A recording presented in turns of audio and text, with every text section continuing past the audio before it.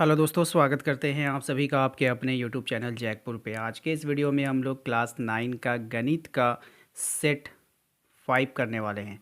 इसके पहले भी हमने 4 सेट चैनल पे अपलोड कर दिया है। यदि आप लोगों ने नहीं देखा है तो वीडियो के डिस्क्रिप्शन में जाइए, वहाँ पर आपको प्लेलिस्ट का लिंक मिलेगा, जहाँ पर जाकर आप अपने सभी वीडियो को देख सकते हो। इसके अलावा आप हमारे जो लास्ट स्क्रीन, अगर आप हमारे वीडियो पे लास्ट तक बने रहोगे तो लास्ट स्क्रीन में एक फ़ोल्डर आएगा आपके क्लास 9 का। जैसे ही आप उस पर क्लिक करोगे, क्लिक करने के बाद आपके सभी वीडियो खुल जाएंगे, जहां से आप अपने एग्ज़ाम की प्रिपरेशन अच्छे से कर सकते हो।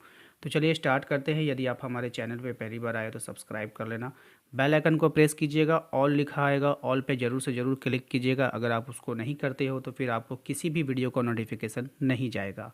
तो चलिए स्टार्ट करते हैं। सबसे पहला सवाल देखिए क्या है। कह रहा है कि चतुर्भुज के अंतः कोणों का योग कितना होता है। बात समझ रहे हैं? चतुर्भुज होता है ना, पहले इसको समझेंगे, ठीक है। एक एक चीज़ को डिटेल से बनाएंगे। ये हमारा चतुर्भुज है, इसके जो अंदर वाले कोण होते हैं, इस अंतः कोण इसी को कहा जाता है।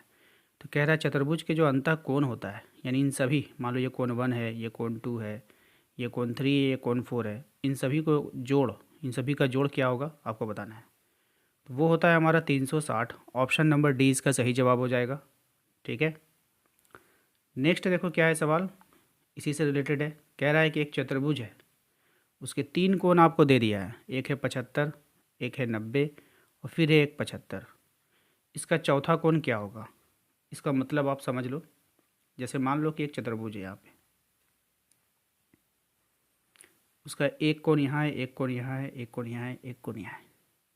एक कोण है आपका 75, दूसरा है 90, तीसरा फिर से 75 है। तो आपको बताना है कि ये चौथा क्या होगा। तो आप जानते हो ना, आप जानते हो कि सभी को जोड़ने से कितना आना चाहिए। अभी आपने ऊपर पढ़ा 360 आना चाहिए। अभी आपके पास है क्या, 75 और 75 150, जोड़ लो सबको। 75 75 कितना होगा 150, और ये है आपका 90। 0 9 5 14 के 4, एक बचा और एक एक, 240। यहाँ से यहाँ तक को अगर आपने जोड़ा तो 240 हुआ। तो जाहिर सी बात है कि 360 में अगर हम 240 को घटा दें तो ये वाला एंगल हमें निकल जाएगा, निकलेगा ना। तो यहाँ पर हम लोग क्या करते हैं, 240 को घटा देते हैं। उसके बाद यहाँ से आ जाएगा 0, 6 में से 4 जाएगा 2, 3 में से 2 जाएगा 1, यानी 120 डिग्री आंसर आ गया, जो आपके ऑप्शन नंबर डी में है। तो ये तो हो गया आपका शॉर्टकट इसी तरह से समझाने के लिए, ठीक है। आप चाहो तो ऑब्जेक्टिव एग्ज़ाम में ऐसे इस अप्रोच को अपना सकते हैं। लेकिन अगर हम कहें कि इसके बनाने का तरीका क्या है, तो आपको लिखना होगा 75 प्लस 90 प्लस 75, अब बराबर आपको देना होगा। फिर यहाँ पे हाँ एक कोण एक्स्ट्रा जो है x प्लस एक्स बराबर कितना देना होगा 360। उसके बाद इनको आप जोड़ लेना, जो आया यहाँ पे लिख देना। 5 5 10 का 0, 7 7 14, 14 और 1 15, 5 20 4 24, 240 प्लस x बराबर 360। x बराबर कितना हो जाएगा 360 माइनस 240। इसको घटा देना, घटाने के बाद आपका आंसर आ जाएगा 120। इसी प्रकार से x का वैल्यू निकल गया। तो ये आपका पूरा से पूरा बेसिक मेथड हो गया। यहाँ से आप इस तरह से बना सकते हो, लेकिन आपको ऑब्जेक्टिव एग्जाम है तो आपको पूरा शॉर्टकट अपनाना है। यहाँ पे देखिए क्या कह रहा है, एक चतुर्भुज के कोण 3:5 अनुपात 9 अनुपात 13 के अनुपात में है। इसका सबसे छोटा कोण क्या होगा। देखिए यहाँ पर जितने भी कोण आपको दिए गए हैं वो सभी के सभी क्या है, अनुपात में है। तो आप लोग जानते हो कि त्रिभुज के जो 4 कोण होते हैं, कितने कोण होते हैं, सॉरी त्रिभुज नहीं चतुर्भुज होगा। चतुर्भुज के कोई भी चतुर्भुज होता है उसका कै कोण होता है, 4 कोण होता है। यहाँ पे कह रहा है एक चतुर्भुज के कोण जो है इतना के अनुपात में 4 को, देखिए यहाँ पर भी दिया 1 2 3 और 4। तो कोण जो होता है ना बाबू, आप जब भी देखोगे ये जो कोण होगा ये हमेशा डिग्री में होगा। कितना में होगा, डिग्री में। देखो 36 डिग्री, 60 डिग्री, 108 डिग्री, 156 डिग्री। तो ये कौन सा पैतरा है इसका कि ये अनुपात में दिया है। तो कोई बात नहीं है, ठीक है। हम इसको जोड़ेंगे कि अनुपात में टोटल कितना है। 13 में 7 जोड़ो, कितना हुआ 13 7 20 2 22, 22 में 5 जोड़ो 27, 27 में 3 जोड़ो 30। तो हम कहेंगे सर अनुपात में टोटल हमारा 30 हो रहा है। आप बोलोगे ना अनुपात में टोटल 30 हो रहा है, तो भैया अनुपात में जब टोटल 30 हो रहा है, जबकि डिग्री में कितना होना चाहिए, 360 होना चाहिए ना। डिग्री में 360 होना चाहिए। तो हम अनुपात 1 का वैल्यू निकालेंगे। तो अनुपात 1 का वैल्यू निकालते तो ये 60 का 30 कहाँ जाता है, नीचे जाता है। 0 से 0 काट दीजिए, 3 से काट दीजिए इसको 12 बार में। तो अनुपात 1 का वैल्यू आ गया 12। कितना आ गया बाबू, अनुपात 1 का वैल्यू 12 आ गया। आपसे कह रहा है कि इसका सबसे छोटा कोण क्या है, तो सबसे छोटा कोण यहाँ पे देखो 3 है, अनुपात 3 है, इसीलिए आप अनुपात 3 का वैल्यू निकाल दो। अनुपात 3 का वैल्यू जब हम निकालेंगे, डैश दे देना यहाँ पे, तो 3 गुना कितना हो जाएगा बाबू, 12। 12 तिया कितना आ गया, 36। तो ऑप्शन नंबर ए में आपका आंसर दिख रहा है 36, इसका आंसर हो जाएगा 36 डिग्री। ठीक है। अनुपात में फिर से समझ लीजिए, अनुपात में टोटल आपको 30 दिया था, जबकि होना चाहिए कितना, 360। अनुपात 1 का वैल्यू निकालेंगे, चला जाएगा नीचे, काट देगा 12 बार में, तो अनुपात 1 का वैल्यू 12 आ गया। सबसे छोटा बोला तो 3 वाले में रखेंगे, क्योंकि अनुपात में सबसे छोटा कौन है, 3 है, तो 3 का वैल्यू बताएंगे, तो हो जाएगा 36 डिग्री। ठीक है, नेक्स्ट आते हैं। अगला सवाल देखिए क्या है, कह रहा है एक चतुर्भुज के कोणों का अनुपात फिर से इतना है दे दिया है, अनुपात में है, इसका सबसे बड़ा कोण क्या होगा। फिर से वही कीजिए, वो सेम टू सेम, आपको कुछ नहीं करना है, देखना है अनुपात में टोटल कितना है। अभी आपने जोड़ा 30, अनुपात में टोटल कितना है 30, और टोटल वैल्यू कितना बन रहा है बाबू, बताओ।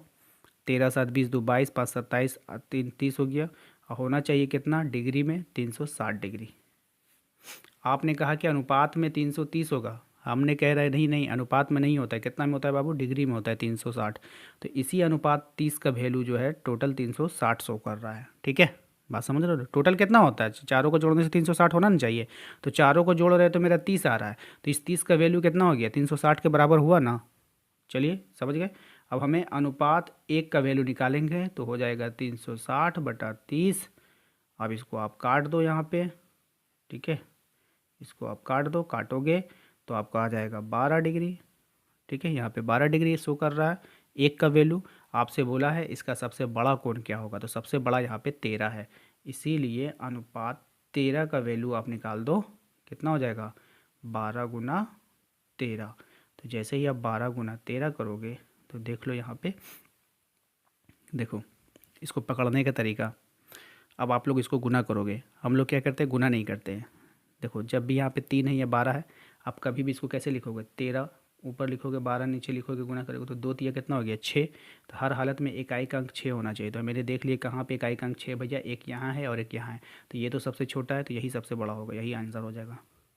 पूरा का पूरा गुना करने का कोई भी आवश्यकता नहीं है, वैसे आप पूरा गुना करके देख लेना, 156 आने वाला है। ठीक है, तो 12 गुना 13 करोगे 156 आंसर आ जाएगा। ठीक है, नेक्स्ट में आते हैं भाई। क्वेश्चन नंबर 5 में आपसे कह रहा है कि एक वृत्त का केंद्र वृत्त के डैश में स्थित होता है।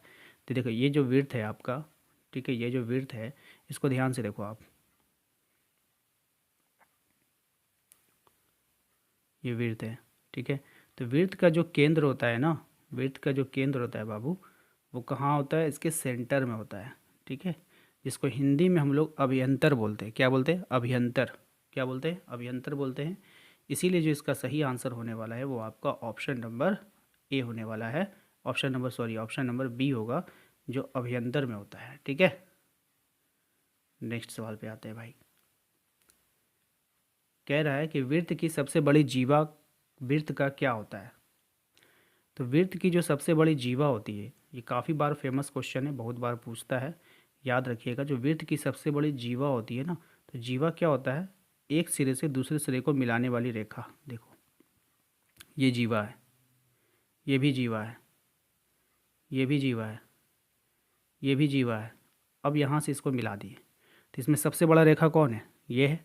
और जो केंद्र से होकर जो जीवा गुजरती है ना, तो वो वृत्त का क्या होता है, व्यास होता है। तो ऑप्शन नंबर ए इसका सही जवाब हो जाएगा। ठीक है, तो वृत्त की जो सबसे बड़ी जीवा कहलाएगी, वृत्त का व्यास कहलाएगी।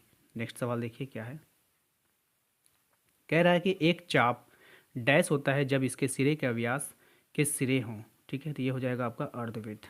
ठीक है, याद रखिएगा। नेक्स्ट देखिए, क्वेश्चन नंबर 8 में आपसे कह रहा है कि आकृति में यदि AOB 50 डिग्री है तो ACB का मान क्या होगा। AOB ये 50 है, तो ACB ये वाला वैल्यू आपसे पूछा है। तो मैंने आपको बताया था कई बार कि ये वाला जो एंगल होता है ना, इसका जस्ट आधा होता है। तो आप सिंपल सा दिमाग में बात को रखना कि ये वाला बड़ा है, फैला हुआ है, तो ये वाला थोड़ा बड़ा होगा, और ये सिकुड़ा हुआ है तो ये उसका आधा होगा, बस इतना याद रखना। तो ये अगर 50 है तो ये आपका कितना हो जाएगा, 25 हो जाएगा। ऑप्शन नंबर सी हो जाएगा। ठीक है, नेक्स्ट आते हैं। अगला सवाल कह रहा है आपसे कि आकृति में एक्स का मान निकालिए। अब इस बार जो है एक्स आपको यहाँ पर है, ठीक है, छूट गया है, मैं लिख देता हूँ। एक्स आपका कहाँ है, यहाँ पे है। तो ये आपका 35 है। तो अभी आपने क्या देखा कि इसका आधा होता है ये वाला, ठीक है, लेकिन अब उल्टा हो रहा है। तो जब इसका आधा होता है तो ये वाला जो एंगल है एक्स जो होगा वो इसका क्या हो जाएगा, डबल हो जाएगा। क्या हो जाएगा, डबल, दुगना हो जाएगा, तब तो इसका आधा होगा। तो ये इसका 35 है तो ये कितना होगा, 70 होना चाहिए। Option number B. अब ये 70 रहेगा तब तो ये 35 होगा, बात समझ रहे हो। ये 70 रहेगा तभी तो यहाँ 35 होगा, वरना 35 नहीं हो पाएगा। ठीक है, तो ये इसका आधा होता है, ये इसका डबल होता है, याद रखना है। नेक्स्ट क्वेश्चन नंबर 10 पे आते हैं। क्वेश्चन नंबर 10 पे कह रहा है कि AOB 90 है, AOC 110 है, तो BAC का मान बताइए। BAC यानी ये ऊपर वाला वैल्यू का मान बताना है। ठीक है, तो ऊपर वाले वैल्यू का मान हम तभी बता पाएंगे जब हम नीचे वाले वैल्यू का मान हमें पता हो। नीचे वाला मान लो अगर मेरा 100 होगा तो ये 50 हो जाएगा, क्योंकि उसका आधा कर देते हैं। तो हमें नीचे वाले वैल्यू का वैल्यू पता करना होगा कि यहाँ पे है कितना। ठीक है, तो कभी भी याद रखना, हमने आपको बताया था कई बार, आप जब मेरे पुराने स्टूडेंट होंगे उनको पता है कि यहाँ से यहाँ तक का जो एंगल बनता है वो 180 डिग्री का बनता है, पता है आप लोगों को।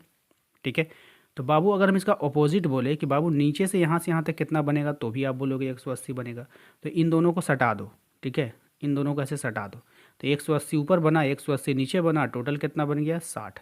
यानी अगर कुल मिलाकर बात करें तो पूरे सर्कल पे जो एंगल बनता है वो 360 डिग्री का बनता है, अगर आप पूरे राउंड घूम जाओगे तो।